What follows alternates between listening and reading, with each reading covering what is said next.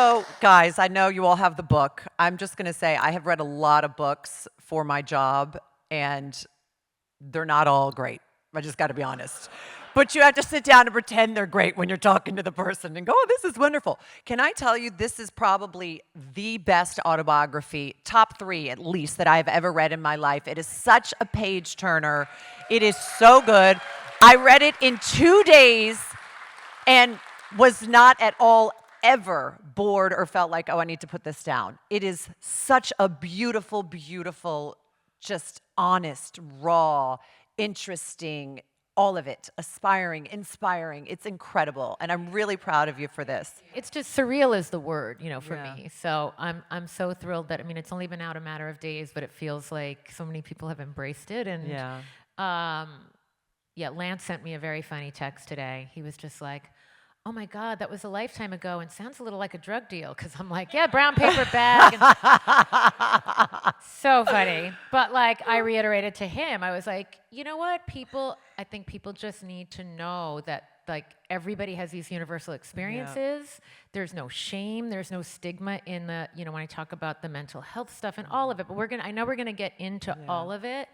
But really, I wanted to start by saying the purpose of writing this book really was to make everybody who's going through anything remotely similar to what I've been through feel like they're not alone. And it really is possible to not only live through these things, but to be out the other side and living your best life. Right. Because, it's true. Yes, we get an amen over there.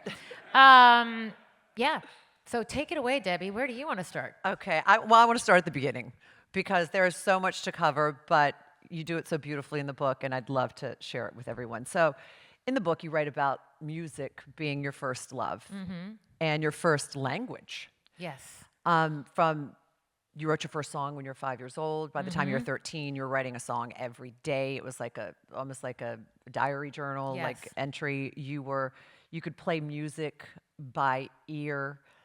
And you grew up in a really musical household, the whole family. You painted a picture, it was almost like the Von Trapps. I'm like, oh, and I feel like, somebody's coming out of the kitchen and singing Do, Re, Mi. Right, because my sister Karen and I, my older sister, someone used to be like, did anyone feed Sam, who was a dachshund? And Karen and I would be like, feed the dogs, tuppence a bag, tuppence. And so life was a musical for sure in the Gibson household. And by the way, for those of you who noticed, we do know that the Von and Von Trapps needs to be capitalized. Don't ask me how when you write a book, 14 people read the book 14 times at least and things get missed, right? Oh, Richard, I was like, who missed that? But we digress, and by we, I mean I. By the way, I want you to know no one would have noticed that except for you, and I'm now that definitely you pointed pointing it out. Yes, and Foxwoods is in Connecticut, not Atlantic City. And other than that, I think we're in pretty good shape. It's so crazy. Casinos, whatever, I don't know. But so there was always music playing. I even said yesterday, the Donnie and Marie show was the focus of the Friday night. I used to even watch the Lawrence Welk show. My Lawrence Welk fans, I've landed in my homeland. But, and my sisters would be like, Mom, Deborah's watching the Lawrence Welk show again. And Liberace was going to pop up either on Merv Griffin or on Lawrence Welk, right? So I had to be watching. But there was a love of music, of records, that when the piano came into the house, my parents did get the piano before the couch. My mom was always like, you know what, we're going to find the money for the couch eventually because we have to, so let's just go for the piano. And that's, in a weird way, kind of how I still live my life now. I think I got that from her, just get ahead of it. Live your vision first and foremost, right? But music was always, and I was running down the halls and playing by ear on the piano. And, I always say this, music was always its own reward. You can, anyone who makes music or does any kind of art, you can sit there and do it for yourself. It's the icing on the cake that I got to bring it out into the world, really. You were so immersed in it from day one. Yeah. I mean, you're this young girl, living in the burbs, New York, going to school, writing music, playing in clubs in the middle of the night and having to get up in the morning and still go to your science class. Most kids were getting their license at 16 and you were signed to Atlantic Records. Yes. I mean, that like duality and the juxtaposition of being a high school student versus being a pop star and well on your way to be a #1 pop star. What was that like for you? It must have been so difficult. I mean, being a teenager in general is not easy.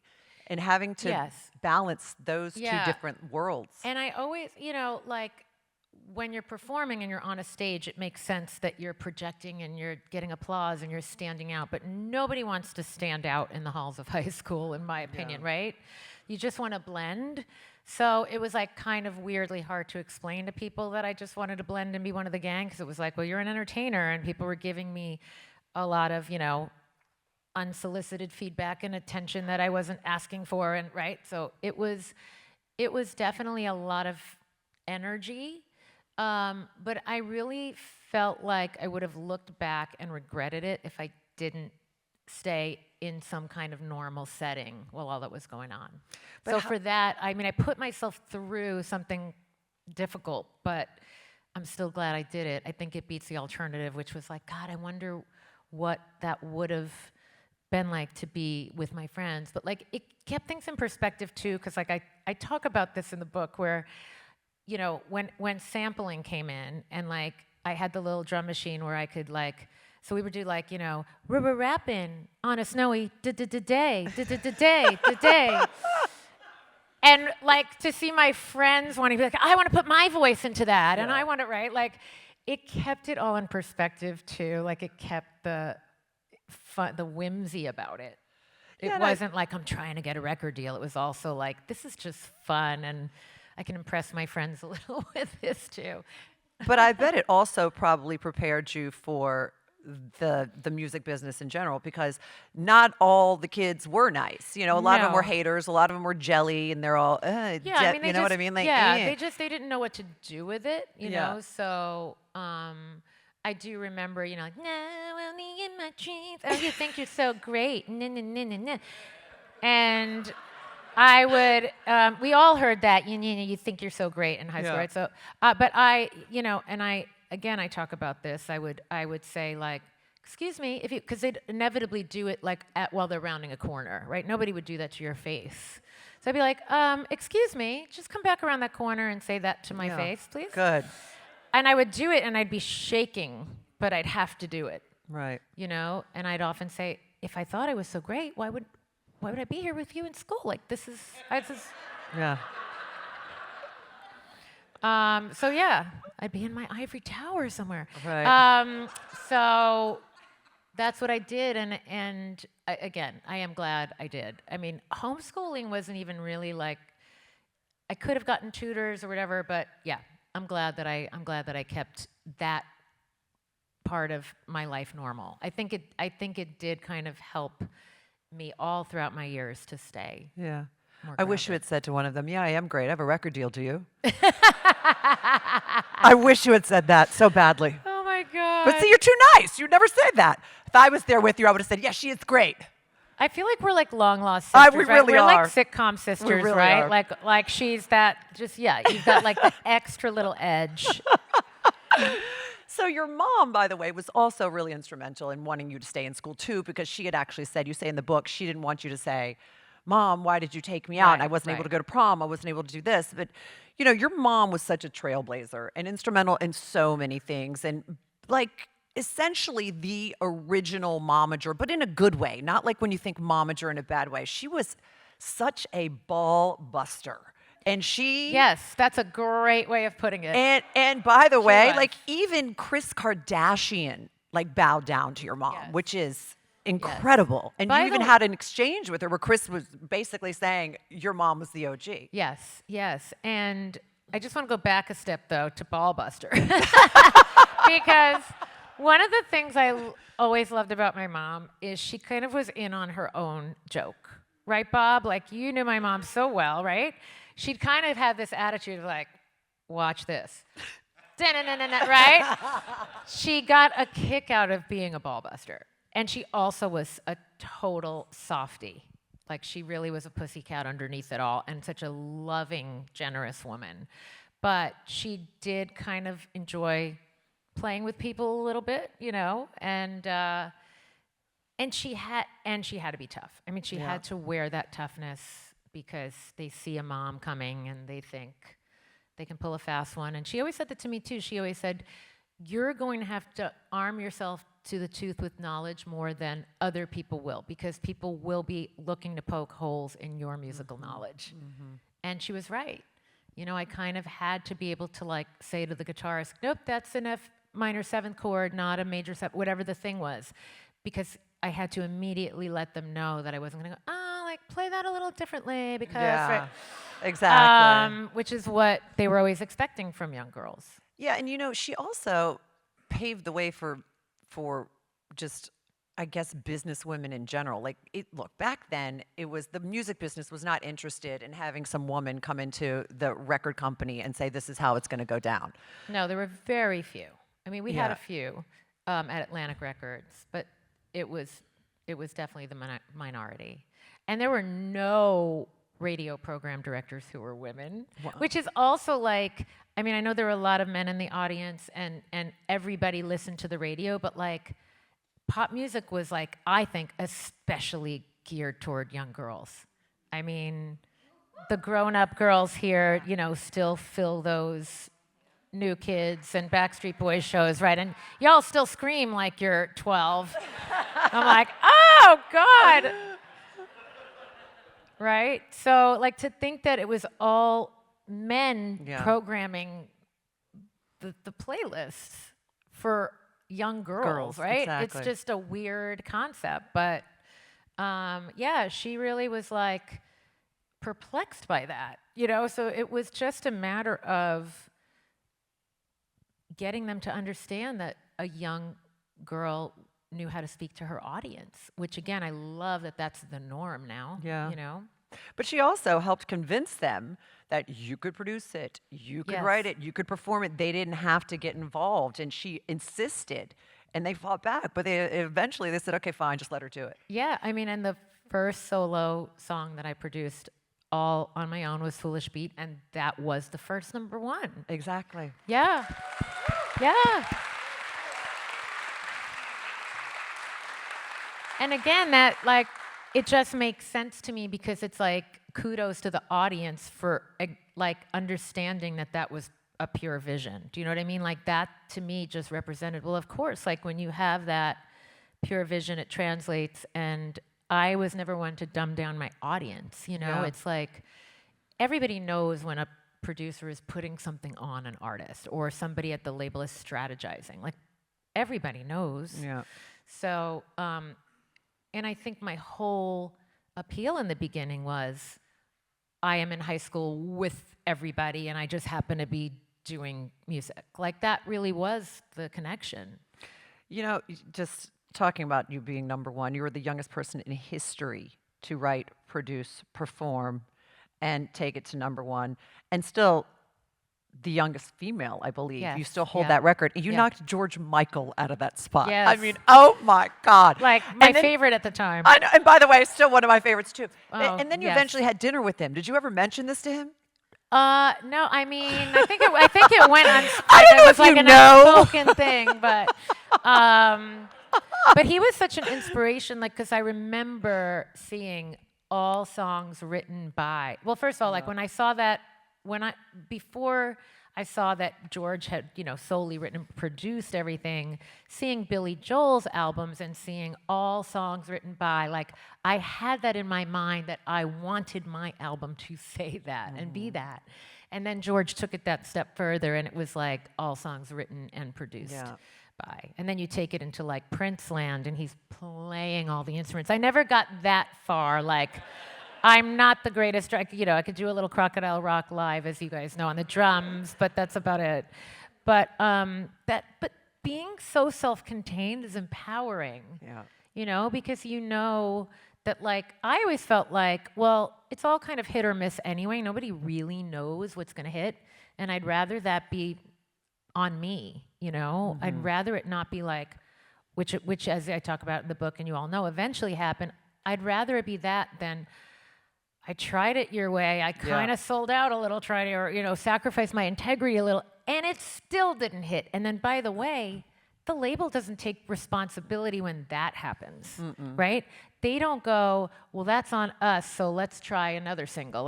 They go, nope, well, we put the budget into that, and so ultimately, the line I say a lot in my life, I say it to my manager now, I say it to my team, I say, guys, ultimately, it's my name on the record. It's my name on the marquee. Like, it all is going to fall on me. And I, you know, even on social media, I'll go, hey, guys, I'm the one on my own social media answering people's questions and, like, giving them information. So I need to know this. Like, so, you know, I love having that kind of responsibility, but that kind of, like, that high wire act where I'm taking all the risk. But it's me, you know, I know it's my thing. And like, if you don't like it, I go, oh, well, like, you know, at least it was me. I think over the course of a long career, that's the calling card, is your integrity, that you were true to yourself. Yeah, at least you stayed true to your idea and your concept. Yeah, exactly. Yeah. And even though, like you said, they pushed you, they tried to make you raunchier, they tried to make you sexier, and you were like, okay, I'll do this. And then when it didn't hit the way they thought it would, suddenly, oh, well, you know, oh, it's on you. Wait, you told me to do this. Exactly. Yeah, they only take credit when it's a success. Right. Yeah. Right. And, you know, I love that Losing Myself video. I got to work with Matthew Ralston. Yes, you love it too. Amazing. But it definitely confused, like, the media. First of all, because I hadn't really played, like, I was a theatrical kid, but I hadn't really played roles in my videos per se, right? I was always very much me in the little skirts and the hats, whatever. So here I was kind of like, in my mind, it was, oh, I'm playing the role, like I was playing a version of Gypsy Rose Lee in that video. But instead, the tabloid TV press was like, you know, Debbie Gibson turns into a stripper, news at 11. You know, I was like, wait, but Madonna's allowed to play roles. Why aren't I? Yeah. But they wouldn't let me. You know, there was a great number of people out there, and especially in the media, that didn't want that from me. Yeah. So they didn't understand it. There was a disconnect. My thing that I really understand is people were like, how did she get from One Hand, One Heart to Shock Your Mama? Like, where was the, right? So, like, the Anything Is Possible album was showing people all the styles I was experimenting with. And I was like, on my way to honing that with a lot of the songs that I saw as being the Body, Mind, Soul album. But again, they wanted it to be like in one lane. But again, it was just a vision from the outside in, not from the inside out. And that's, you know, but I love that album. And now when I perform any songs from that album, I connect with them more because I've now lived through the things I was writing about. Exactly. All right, I'm going to take you back to before Foolish Beat was number one. Only Your Dreams was number 4 on the charts. It was September 5th, 1987. You're like a walking encyclopedia of my career. She's good. You were like maybe 17 at that point? Yeah. Okay. Yeah. Okay, you just turned 17. There you are, number 4 on the charts. Your name is below Michael Jackson and Madonna and above Whitney Houston. Okay. I was always obsessed with seeing who was around me on the charts. You were 17. Yeah, it's crazy. I hope you went and said to that girl at school that day, yeah, I am great now. Because now look at me, biatch. But seriously, God, I love it. I mean, did you understand in that moment? Because I know, like, when you're a kid, when you're young in this business, you just go through the motions a lot of times, and you're not actually understanding the like, heaviness and the importance and the gravity of what you were in until you look back and go, oh my God, I did that. Were you able to understand in that moment what a big deal this was? I kind of could and I kind of couldn't. Like, the way I feel myself reacting right now, I was kind of like, wait a minute, how is this? And again, you know, it's like the thought of the fact that, like, I had that Michael Jackson poster on not even in my studio wall, on my bedroom wall, the one he was in, like a yellow and white, a vest, oh my God, right? was he holding Bubbles? I had the one with Bubbles, the monkey. Remember that? He was not holding Bubbles. I did not find Bubbles sexy on my bedroom wall. I loved it. That is so Or funny. the Thriller one. Remember Did you that see one? that story recently? They're like, Bubbles is still alive. I'm like, what? Apparently. You're an animal activist. Go get Bubbles. Oh, please. Right. Joey and Levi would not accept Bubbles. I'm telling you right now. They won't even let me get a cat, so forget it. But like, Michael's on the wall, not off the wall. Oh, ding. Sorry. He had not come off the wall. He was on the wall. I have so many friends here, and you guys know I'm just stupid punny, especially when I'm tired, like I'm punnier. But yeah, I mean, so it was surreal when he was like, I just saw your, I have to do his voice better. He was like, yeah. I just saw your special you did on TV that you hosted, and it was so great, Debbie. And I was like, Michael Jackson's at home? Like, what room is he in watching me like, right? Like, I just had like, where is he in his house? Like, what, he's watching me on TV? I mean, it is crazy. And then not only that, then he invited you to be in In the one of his Liberian videos. Girl video, I know. And I was one of the few people where they used my sound, my actual singing, which is so crazy. So to be a part of that was, yeah, I mean. So you got it, but you didn't really fully get it.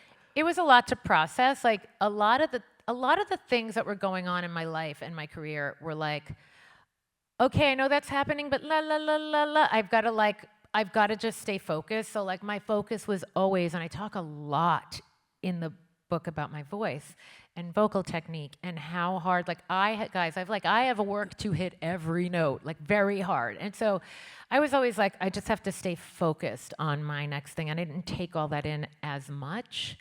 And that's what I feel like's changed in my life, is that I take all of it in so much now, all of those amazing magical moments, because those are the moments. The moments aren't just what happens on the stage or what happens in how you hit the notes. It's what happens all around it and all throughout the day, and the surrealness of it. And I always keep myself in that like fangirl, like, you know this from going to events, right?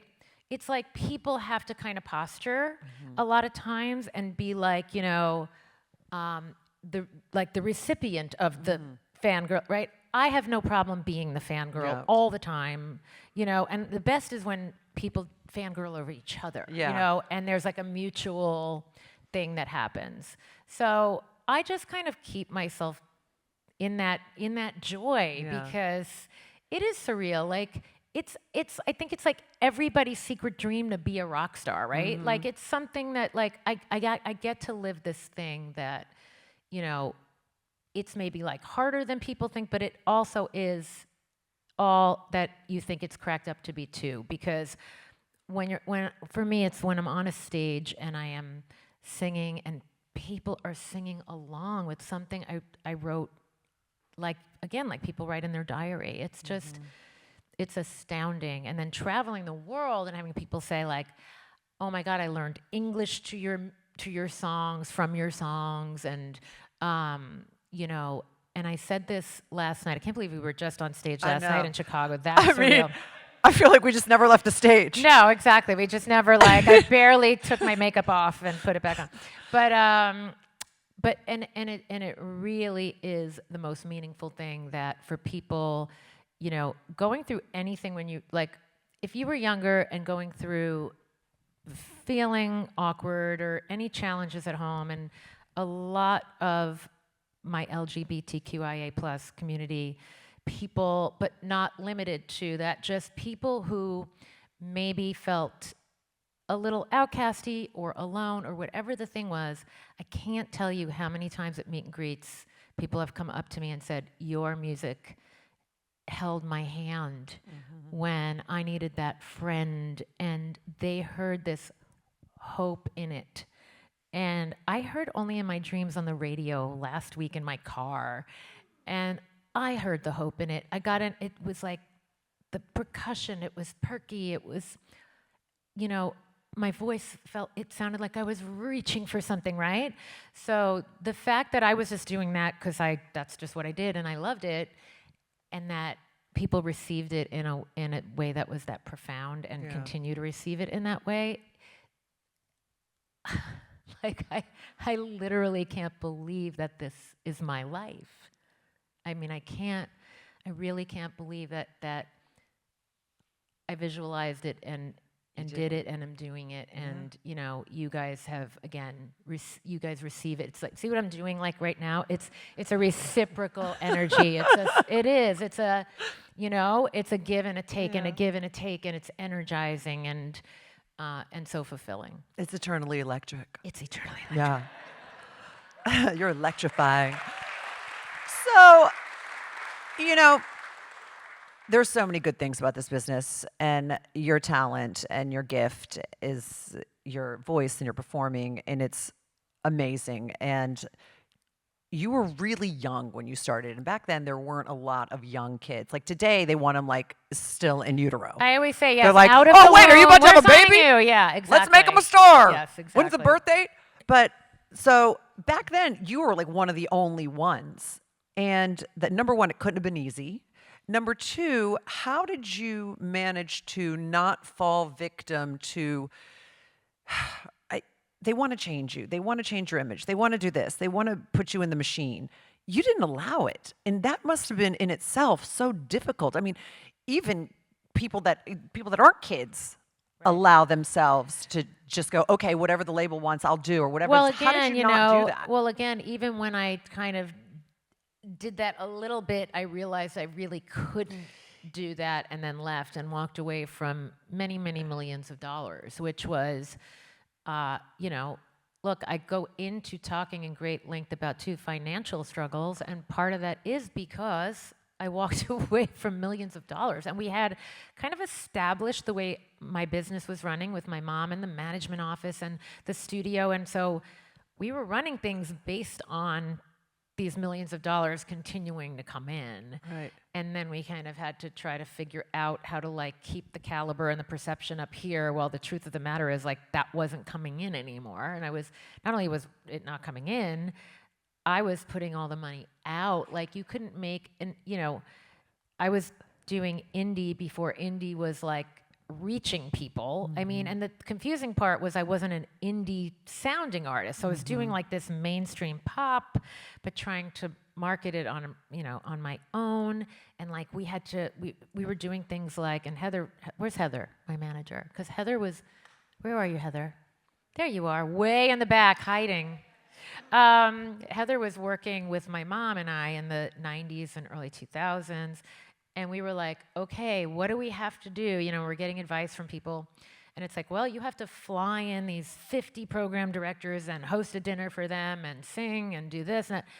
And then maybe they'll play your record. Like, it's just this endless, you're just throwing money at. Right, which is the even more hope reason that everything's going to get heard, and it, you know, barely does. But it's even more reason why you would think that somebody would say, okay, fine, I'll do whatever you tell me to do just so I can make the money. Right, And you right. stood your ground with your mom and with Heather, and you're like, no, I'm doing it my way. Did it my way. There's a chapter called My Way. I know My Way is normally reserved for men, the song and the phrase, but yeah.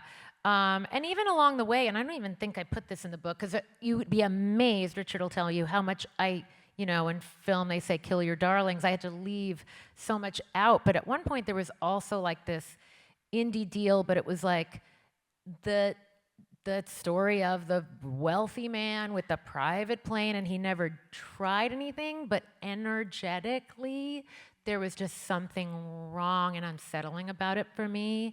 And it was kind of like the, hey, I'm gonna fire up the private plane for you, and the like, right? And it was just uncomfortable. And I had to kind of appease him and make him think he was like co-producing the music, but he really wasn't. It was just like, this is too icky and exhausting and inauthentic, and I'm playing into that male power thing, and it just like, so I didn't do that either. I walked away from that. And so there were a lot of things along the way like that, you know, the reason why I'm having so much fun right now, and again, yes, it's exhausting, Heather will tell you, because she and I are just like, we're just all day on the phone, like, this rolled in, that rolled in, answers to the, what are we doing? Like, we're just in a constant flow of how we run our business. but it's so much better than having to answer to anybody else. It's so Yeah. much better. So we do it. It's a happy kind of exhaustion because it's not going through 14 people to, to get things approved. It's like it's my schedule, it's Yeah. my self-imposed deadlines, and so it's more gratifying that way. You talk a lot in the book about the price that comes along with all the goodness, because there's so much good. But then with the good and with the fame and success comes some bad, and that bad's called anxiety. And you suffered from lots of anxiety, debilitating at times where you just couldn't even go on stage, and you're breathing into paper bags and really trying to calm yourself. Do you think, I think that's a common thing, by the way, with performers, and I think now more people are talking about it, but Oh yeah. do you think that anxiety, a little bit of it may have come from the fact that you personally, Deborah Gibson, was placing so much importance on this one moment that you almost felt frozen in your tracks? Oh yeah. I mean, totally. I mean, it's interesting because the one thing I actually could do was go on stage and perform because I was like in a heightened state already. And so like that was the energy level that worked for me. But just like, talk about just sitting at a dinner table, having normal conversation, I was like jumping out of my skin. So yes, there was like this pressure I placed on myself for sure. And there was fatigue. Like when you're extremely fatigued, and you're in fight or flight all the time. And again, you're like, that bully girl is going to come around the corner any Right. minute, right? Or that bad review is going to come out, or that, like, whatever all the things are that, like, keep you. I was, like, always, like, bracing myself for something, I think. And there were a lot of cynical, critics and things at the time, and radio people, too. And so I did always just feel a little, like, on edge. Are you friends with the anxiety now? I am because I think so many people go through anxiety issues and everyone loves it. When you have that one day or that 1 hour or whatever where you're like, wow, I feel so grounded and so clear and the energy is so balanced and you want to hold on to that. Good luck. Like it's not going to happen. You're going to go wee. Like I can tell you and I tonight are like wee because we're just tired. Yeah. And they changed aircrafts this morning, and they Oh were my kicking us gosh. around on our seats, and they were whatever We the didn't things have were a going seat on the plane. I'm like, oh my We God, were what just is like happening? it was a kind of crazy day, whatever. But you roll with it, and you're like, okay, this is where I am today. I think it's like an acceptance of just being where you are, and not feeling you're supposed to feel a certain way or be a certain way all the time. And letting myself off the hook has become my badge of honor more than like, I'm type A and I can do this and I can do that. And I'm like, you know what? Like, I can't do it that way today. And that's okay. Like, so that to me has been a saving grace too. Just letting myself off the hook. Like we all could probably do that more often. Like cut yourself some slack and and as cliche as it sounds, just do your best. Yeah. No, there's so many great lessons like that in the book for everyone, whether you're in the entertainment business or whatever, you're just in life. I mean, you talk a lot about the fact that you felt for a very long time that if you weren't busy, then you weren't like relevant. You had to be busy all the time. And then eventually you realized, this isn't how people are supposed to live their life. No, like being the girl who's always working, like became a thing. But I think so, like when you're super hot in pop, like I always like reference Janet Jackson for this for some reason, but like she'd do that big album and then you'd be like, where'd she go, right? She was hibernating, she was like, who knows what she was doing, right? But she had the status and the money and she could disappear. But then when I was doing my indie stuff and I wasn't quite where I was perception-wise, it became this thing that I just thought, well, my thing will be that I'm always, look, people always want to cast me at a show and I'm always doing a club date and I'm always doing but it becomes this like array of random things that aren't really adding up to anything. It's wearing you out, right? And I still love that I did like all of those regional theater roles. I'm still glad I did them all. But I think there came a time where part of that was my relationship with my mom and my mom's relationship to the business, because she felt like, she wanted to also be proving herself. Look, I got you this gig. I got you this show. I got you this. I always joke, I'm like, you put me in that freaking circus, right? The circus. It was a cool thing, but I was also like, okay, I'm dressed as Mother Nature, kind of, and I'm singing songs, and there's a Russian family of juggling bumblebees, and like, what's happening? And then everyone comes out and sings Only in My Dreams. Okay. What? Right? Like, you saw it, right, Bob? You were there. I feel like you saw it. You were into that. And I made it fun because ultimately, like, it also reminded me of community theater, because I'm like, the Contortion Sisters and I are doing a yoga class in the green room before the show, right? Like, so I had all these things about it that I like. I can make anything work, right? Yeah. So like, I made it work. And then afterwards, I was like, oh my God. And by the way, they made me live in the casino because it was in my contract, because they wanted me to be like see and be seen on site. Oh, God. But I don't do well with like windows that don't open and everyone smoking and like, there was like a Junior's Cheesecake Factory out down at the bottom of the elevator, and like I'd be like the middle of the night, I'm like, heck, I'm going to get some cheesecake because I don't know where I am, right? Like, so... Yeah, so I'm glad that I've circled all the way back to doing it how I want to do it and doing my thing. Oh, well, that's a theme. And it's all adventures and it's all experiences. But there did come a point where that started to become damaging to me.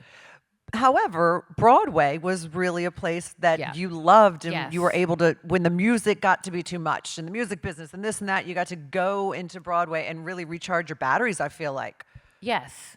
I mean, like going into Les Mis at a time where Seattle grunge was in and there was a backlash on pop music, it was a place where I could be at the top of my game and be around that high caliber art, and then the rest of that, the perception stuff didn't matter. Like, it was just about the art. And that was the last show I auditioned for, as I talk about in the book, before I went and started recording. So it was like picking up where I left off on that dream, which was such a beautiful thing. Where do you think your ability to, we say it all the time, you said it today, your ability to pivot, like it is one of your superpowers. You can pivot so easily on a dime, and it doesn't even like throw you. You go, okay, fine, I'll just do this. Where does that come from? Because I think lesser people wouldn't be able to do this. I think ultimately it comes from partially from the sheer volume, like the amount of auditions I went on as a kid. And I forgot where's Matt Jackson, my agent? Because there was some ratio I was told as a kid, it's great odds to book 1 out of 30, right? Or something like that. Is that real, or is there something? Right. So you just learn that it's a numbers game. You're going to go on 30 auditions, maybe you'll get one, whatever. And you just have to learn to keep your center and be like, okay, I wasn't meant for the fish is delish voiceover.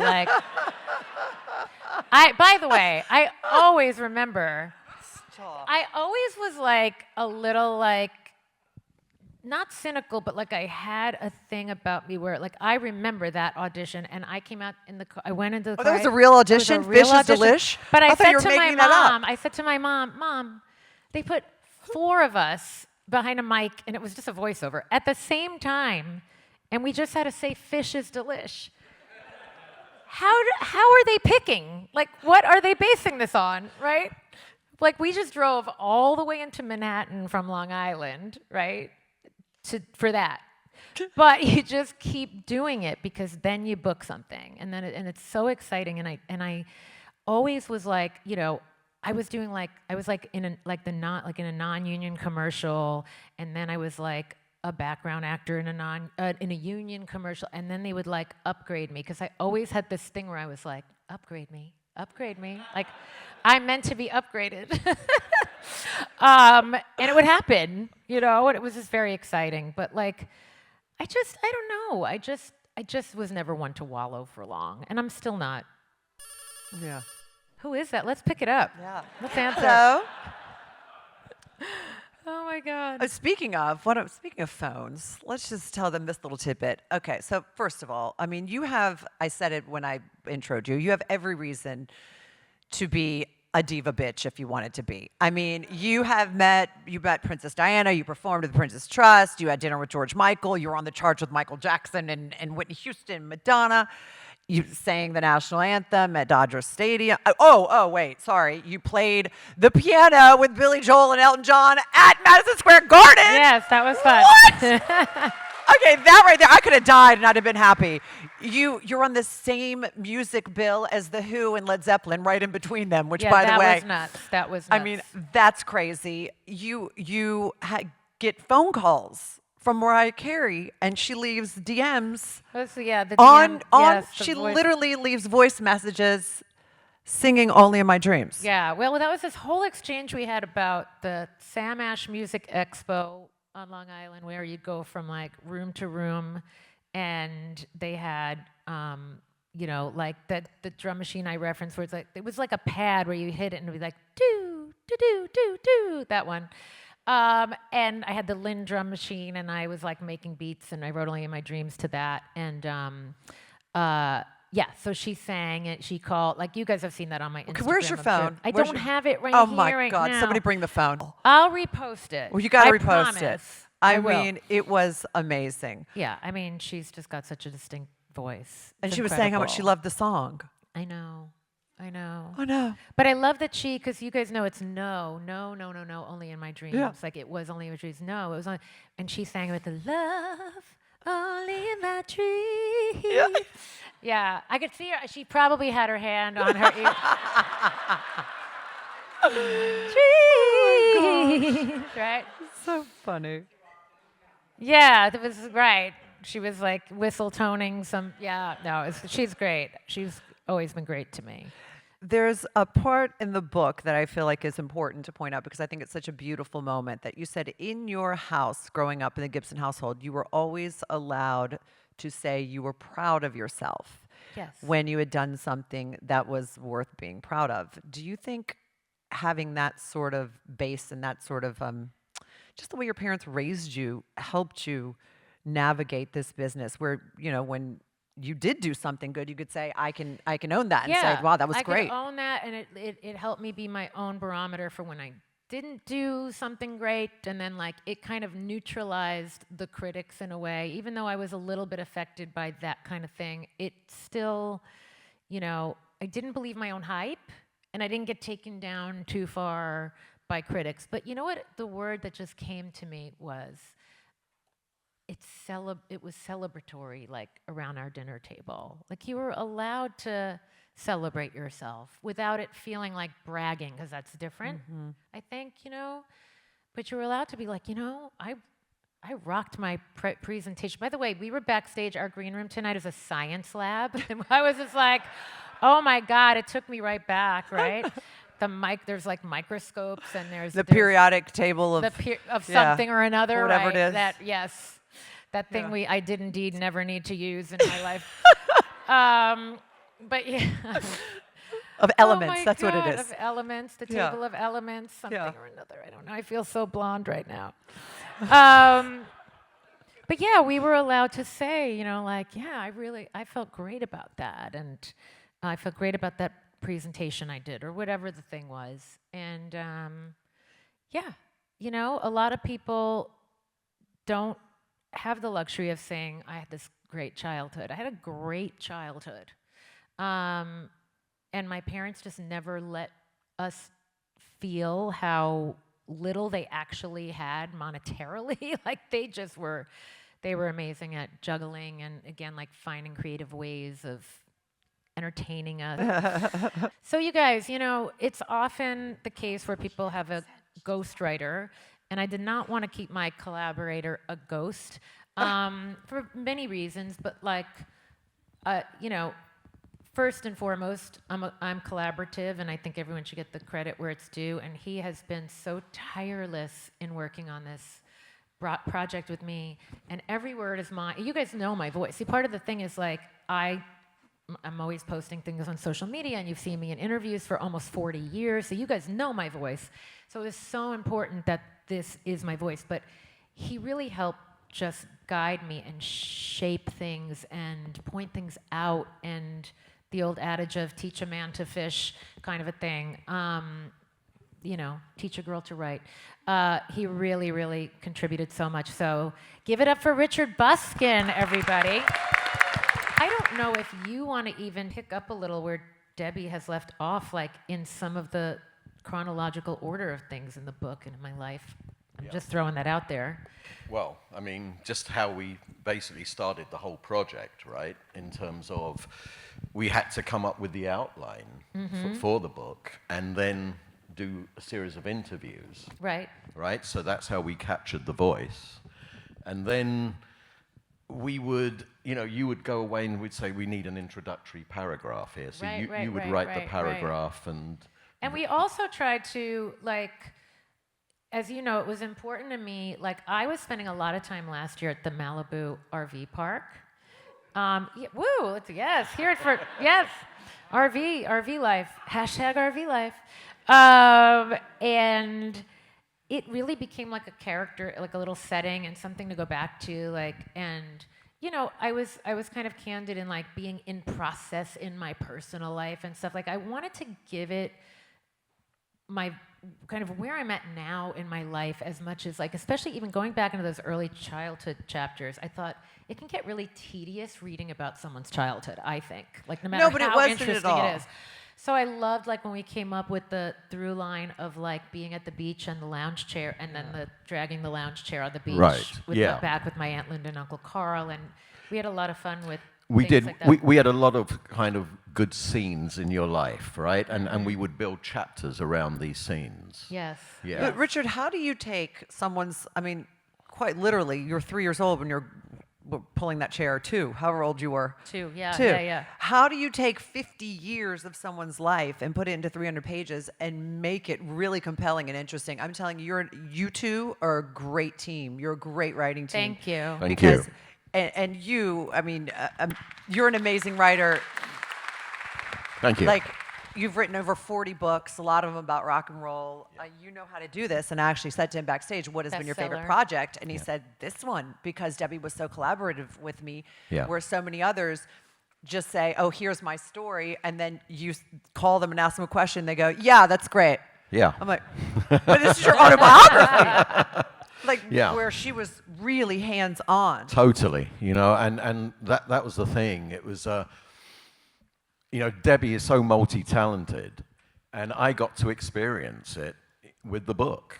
She brought that talent to the book, and the application, and the drive and the motivation, but always so much fun to work with. We got along just great. And never a crossword between us. Oh, never.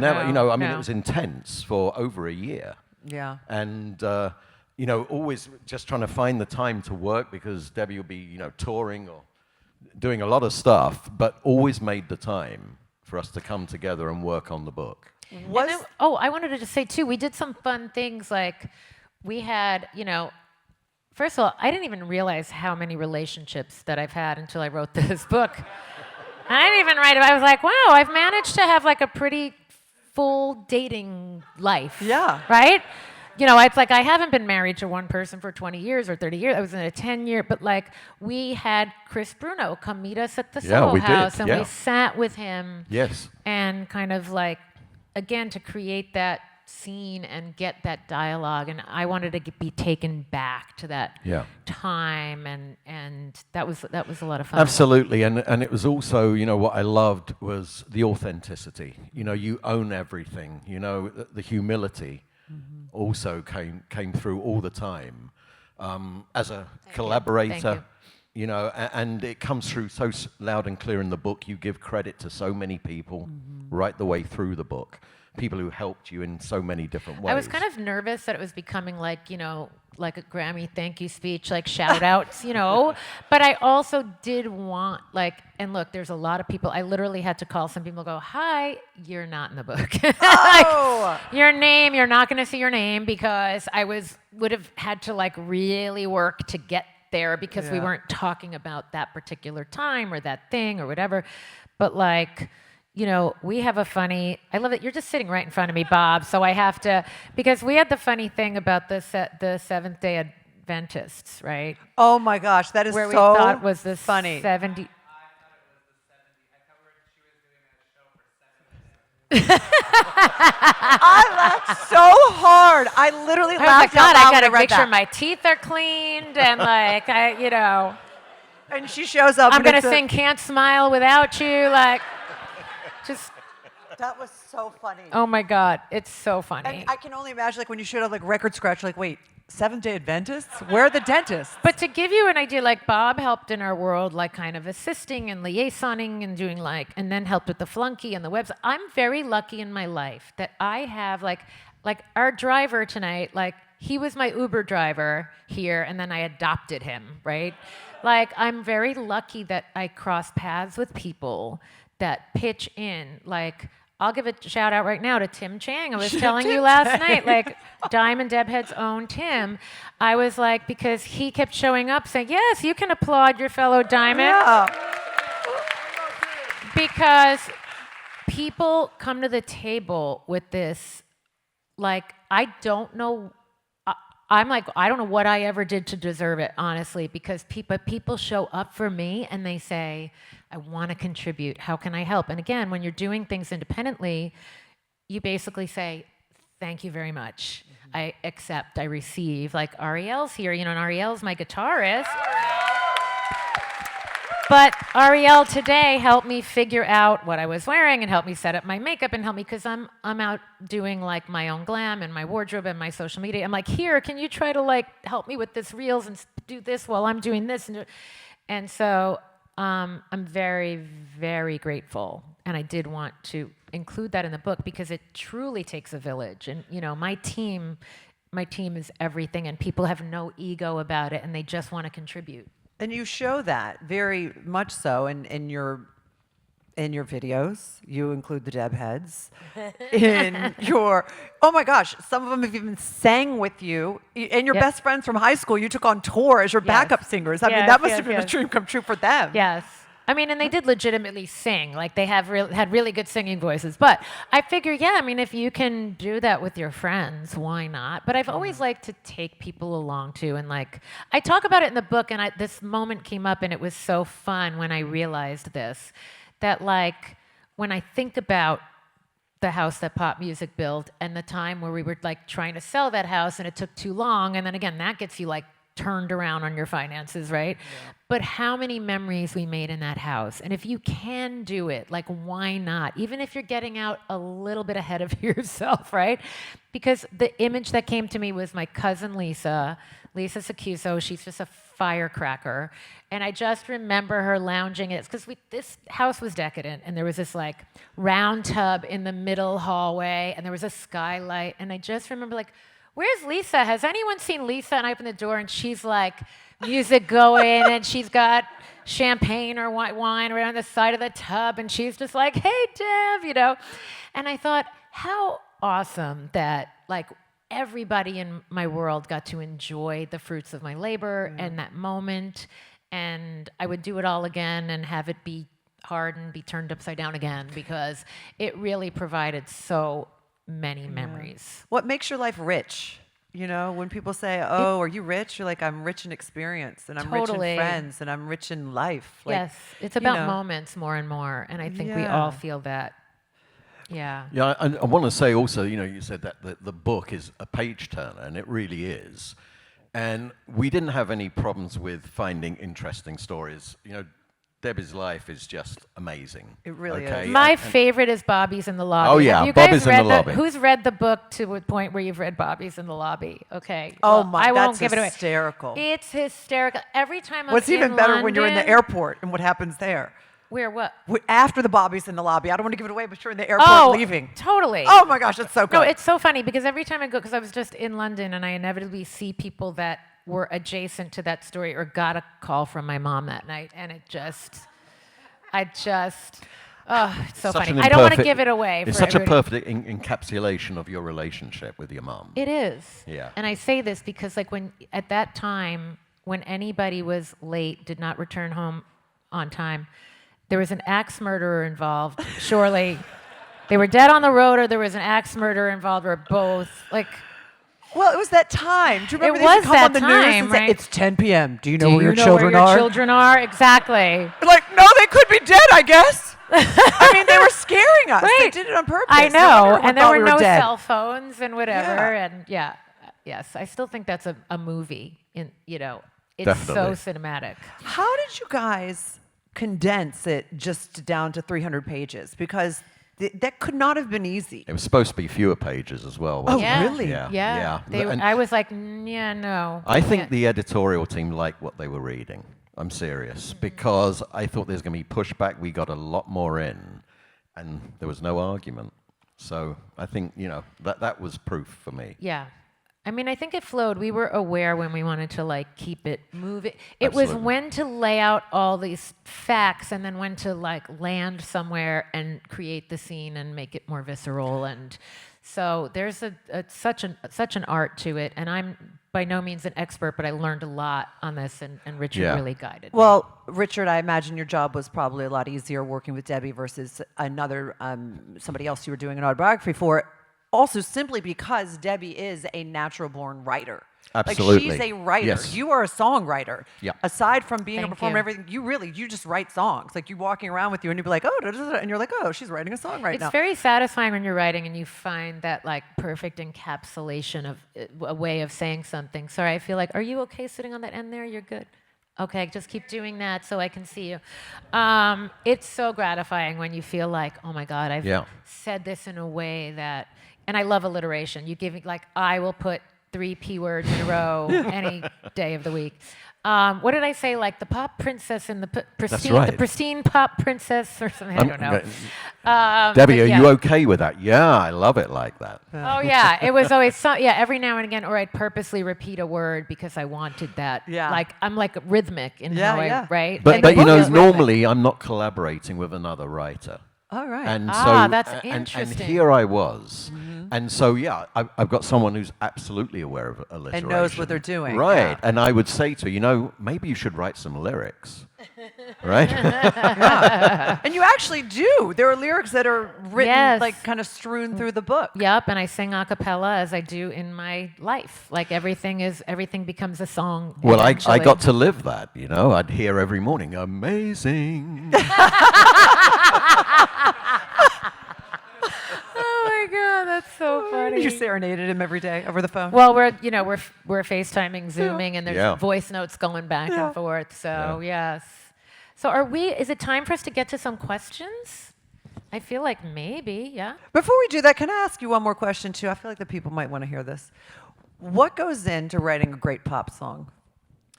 That's a great question. I mean, I know you say you got to have a good hook, but how do you know if the hook gotta is have good? a good hook. You just know. I think you just know. It's something that, well, first of all, so I've done the few co-writing sessions I've done with people in my life. I found so many writers think a pre-chorus is the hook, and I'm like, no. That is not nearly catchy enough. We need to take it the step further. To me, it has to be obnoxiously repetitive and catchy, but it has to be the payoff. It just has to feel like that. That's that moment, right? And everything has to weave its way. The verse and the pre-chorus have to set it up. But I just grew up. We talked about this last night. I was a Mozart fan, and in the Billy Joel documentary, you'll see he was a Beethoven fan. But I think Mozart was the original hook writer, and those little classical pieces that everyone grew up, dun, dun, dun, dun, dun, dun, dun, dun, whatever all those classical pieces, those were just ingrained in me, I think. And then I grew up with the, just Motown hooks and Billy's hooks and Elton's hooks and George Michael. I mean, Wake Me Up Before You Go to me is like one of the greatest hooks ever. Yeah. It's so gratifying, and it's just they travel in a certain way and they resolve in a certain way, and it's a natural instinct I have and a love of it that I have, you know. So, but I think also like pop just means popular, so it's not actually its own genre, but like there's a feeling of, I think, relatability to both what an artist is going through and what's going on in the musical landscape. So for me, like the Body Remembers album, I don't know how many of you have the Body Remembers album. Everybody? Some people. Some of you don't. You have homework tonight. It's the latest. We'll call it new for the sake of this conversation. It's 4 years old, but That's still new. but it's still new. Like I just made the 6th video from it, and in releasing that, people go, "I love your new song, Legend." If it's new to somebody, it's new, right? And people find things, and music finds its way to people when it's meant to, I think.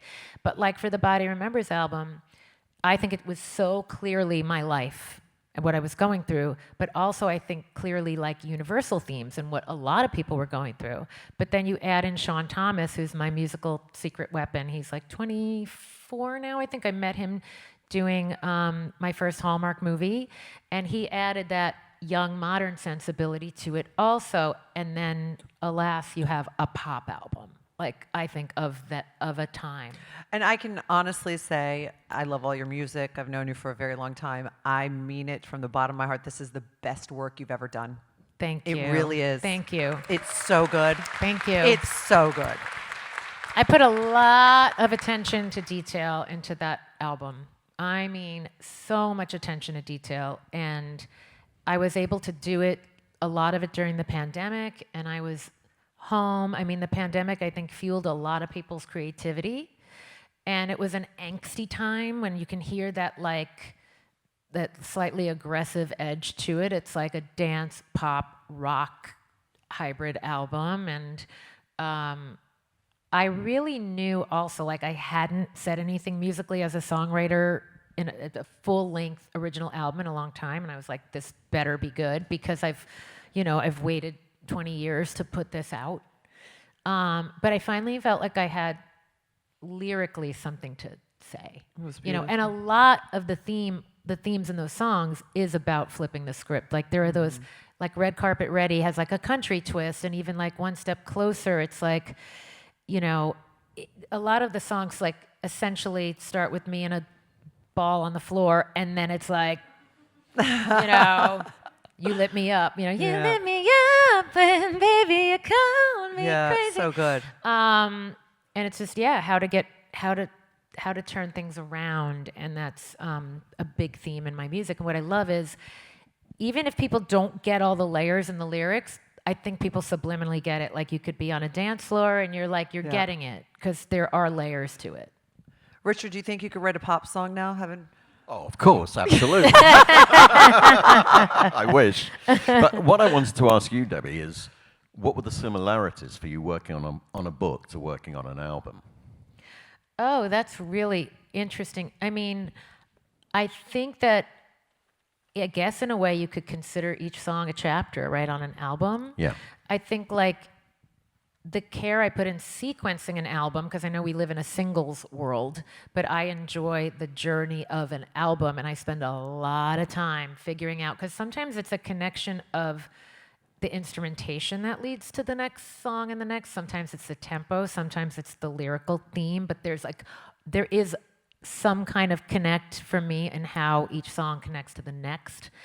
And so in that sense, the book is a journey, and the album's a journey.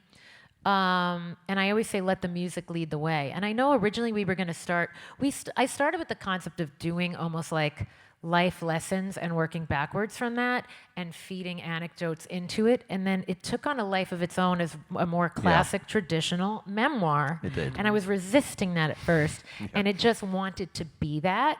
And so we let it. We did. But that's what I do in the music. I go, what is this song calling for? What's the instrumentation? What's the feeling it's evoking? I don't try to like put any expectation on, you know what I'm saying? I let the music lead the way. And we The were songs- refining all the time. We were refining, Yes. refining. And the attention to detail. I mean, it's Absolutely. very much the same Yeah. because you have an opportunity to use your voice and your words, and Yeah. that's not wasted on me, you know. And so we had matching energy, didn't we, on this? Yes. And that was what was so fantastic. I for always me. said like if I was working with anybody else, they would have been like, call my agent. I need more money because this is way more time than I ever thought I'd be putting in. Richard never did that. Richard just kept showing up like, I'm here until it's done. I'm here until we feel it's done. He was you've been a true partner in this. And yes. Thank you. you. Likewise, Thank likewise, you. Debbie. Yeah. Well, having said that, you've had 14 chapters in this book. If you were going to write the 15th chapter right now, what would it be? Oh my gosh. Well, you know what I said last night? Let's see. Is it like my feel, I change from day to day. Would it be the same? I think it might be because, I'm candid in the book about like my process of being in the process of being a woman in her 50s who's single. And, I'm at a point where I love where I am because partnering up with someone would be icing on the cake to an already super fulfilling life, which I think is such a great place to enter a relationship from. So, my life doesn't lose anything from not having it, but I know it would be enhanced with the right situation and the right person. So I will call the 15th chapter, Love is in the Air. Love is in there. And would you want that love to be something? That doesn't mean I'm looking for a pilot, by the way. But it's a great name for a movie, Right? isn't it? I feel like there's Was been it a like a movie? Hallmark or a Netflix. I think it was a Netflix movie. It was definitely a song. So Definitely. would you want that love to be somebody, because you do talk about a lot of loves in here that are, long-time loves from childhood and very familiar. Would you want that love to be someone who is familiar and somebody who knows Deborah Gibson from the beginning and knows everything, and has that history with you? Or would you be open to something completely brand new and unfamiliar and somebody just, who you get to start new with and start fresh with and create a history with? I think it's about connection, really. I do tend to go for that historical thing, and maybe it is because, I've met so many people in my life, and, I did have, now I don't have it as much, but when I was younger, I had that, well, who do I trust, and how do I know if people like me for me, or all those things. It's a little different now. I don't really carry that with me as much. But I do think it's whether I meet someone and I go, we had a past life together, which, by the way, I fully believe in. I'm very woo-woo, as you guys know. Or if it is that historical connection, but it has to be that connection that really speaks for itself right from the beginning. So I'm open to whatever shape that takes. If you had to write a song about your life, what would it be called? What would that title of the song be called? Oh my gosh. Amazing. Everybody said amazing. Oh my God. That would be a good one. So fun. You know what that reminds me of? I have to bring this up because it's so funny. When I did my music camps, there was this little girl, and her name was Madison. There were a lot of Madisons in the camp. And they all wanted to sing Lana Del Rey, all of them. How funny! But Madison was like a little Stephen Sondheim who looked like Amelia Bedelia, right? She was this little, she had this Buster Brown haircut, and she was she wrote and I helped her write these songs, and she did this song called "Annoying" about her brother, and it was my brother's annoying, so pesky and annoying. He gets in my hair and he won't come out, and he steals my clothes and he and he did right. But you just reminded me with the amazing about annoying. And we also did a song. I say we because I was helping her channel what she wanted. She wrote a song because she was 9. I'm 9, can't ride that ride, gotta be as tall as the alligator, right? I mean, just on and on. Funny. Just all that just came from amazing. That's so funny. Well, I mean, I really feel I wrote it, and it is legendary, and that's why I put it with the book, because I really kind of reframed in my mind what that word meant, because we throw around icon and everyone's, oh my God, it's iconic. But like the people saying something's iconic haven't lived enough years to like, you can't. I know. Iconic refers to, right? So, I know. legends. But legends, I think, are, and the reason why I did the real life legends contest for my music video is because there are just these beautiful people everywhere you look who are leaving a legacy of something, whether it's kindness or just being of service to others, of doing things that are inspiring, being ageless, and all of those things, I think, collectively make up, in my mind, what it means to be a legend. And yes, it means also, I think, if you have a gift and a craft and you really work at it to the fullest and you put it forth into the world, that's also a form of, way you can be a legend. But that doesn't mean anything to me if you're not nice. Like if I meet an idol and they are not nice, 100%. Yeah. I'm done. Heather knows. We have our list of people where we're like, oh, I can't turn the channel, turn the station, right? Because once you know, you know. And what's funny is I think people can sense though when people are like, again, turning it on for the cameras or not. Well, because you've interviewed them all. Oh, immediately. Oh my God. Right? Are they like da da da da da? They're on, and then they're like, okay, and then they're like being I feel abusive bad about that. No, because you see people like being abusive to people, their team or whatever, and it's like no. Well, I have to say that my wife Melody, who's in the audience tonight as well. Where's Melody? She's back there. Hey, Melody. And, she's witnessed a lot of my work and my collaborations. And I just said, when you get to work with someone like Debbie, why can't everyone be like that? Yeah. Aw, that's so nice. Thank Seriously. you. Thank you. And Thank that, you. I believe, is one of your amazing gifts and superpowers that you have been able to carry through your career and like share with the world, and why people still love you and why you're still here and why you're so relevant and why you'll always be relevant, because you are so kind. Like Thank you. aside from your amazing talent, I truly believe your legacy will be your kindness and how much you loved everyone and everyone loved you. Thank you. Yeah, absolutely true. That's so true. nice. Thank you. Thank you. I want to hear what people want to ask. Let's do some of the questions. What part or chapter was the hardest for you to write in terms of opening up to your readers?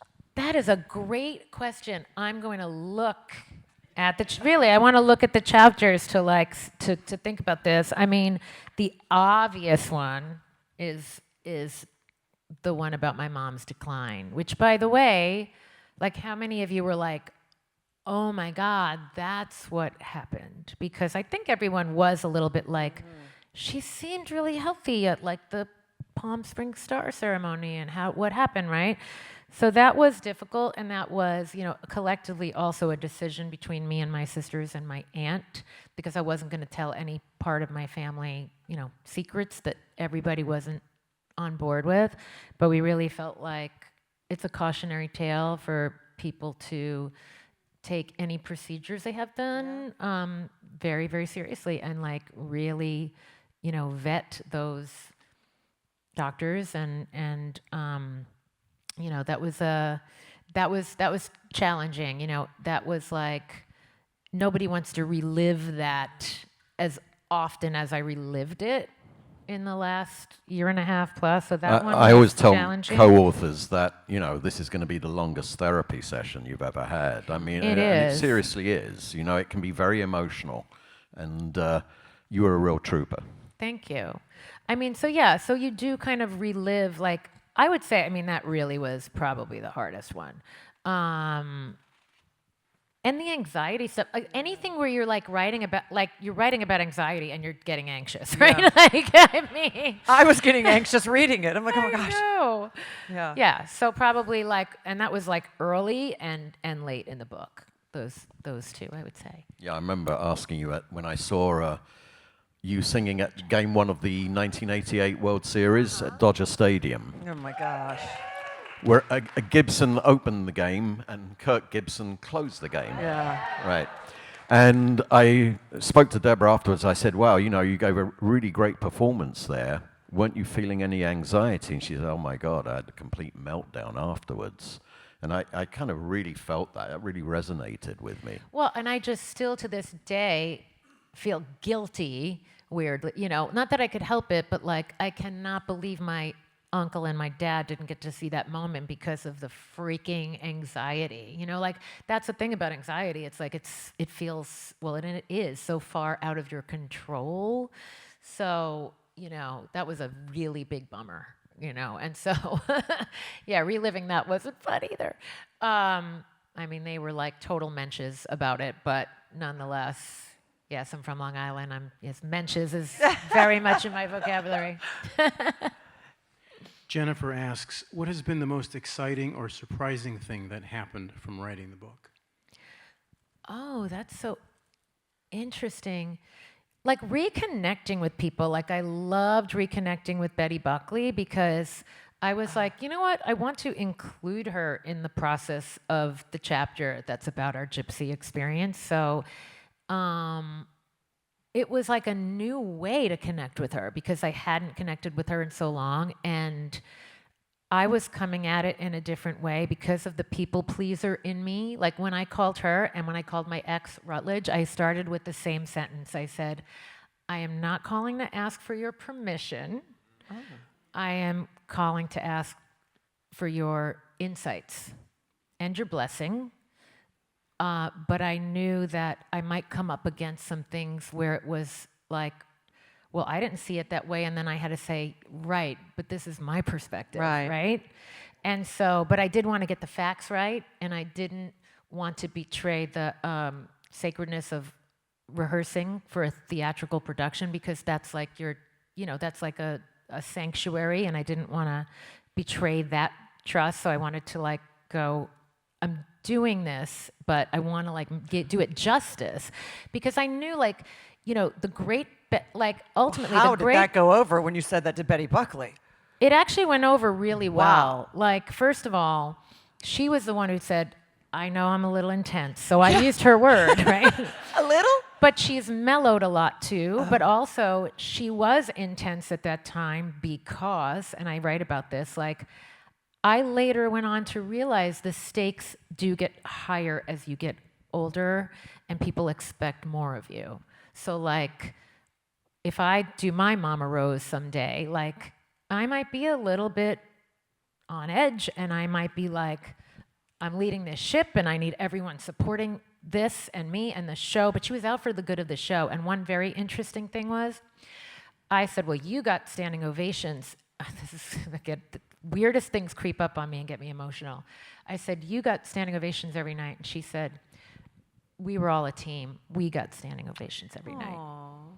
And so she said, you really should write it that way.